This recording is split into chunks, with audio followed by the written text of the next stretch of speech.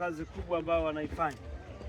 Si wote ni mashuhuda hapa, tunashuhudia nyavu haramu jinsi zilivyo nyingi pale, tunashuhudia bangi ilivyo kwenye magunia pale, lakini pia tunashuhudia pombe ya moshi. Yote hivi ni uharibifu mkubwa sana, hasa kwenye mazalia ya samaki, kwenye nyavu haramu. Lakini kwa upande wa bangi na haribu vijana wetu, vijana wengi wanakuwa waraibu, wanakuwa vichaa.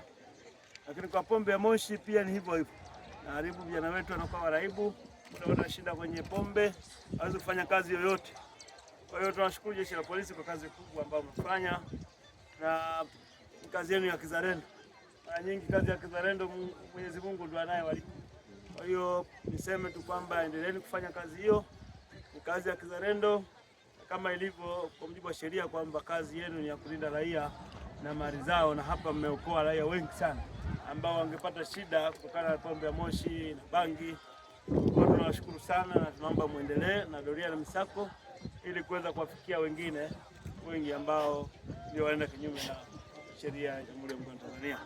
Mheshimiwa Mkuu wa Wilaya, sema tu kwamba Mwenge wa Uhuru umefurahishwa sana na kazi iliyofanyika hapa, na Mwenge wa Uhuru uko tayari kuteketeza nyavu haramu, kuteketeza bangi pamoja na kuteketeza pombe ya moshi ambayo imekuwa uharibifu mkubwa kwa jamii yetu.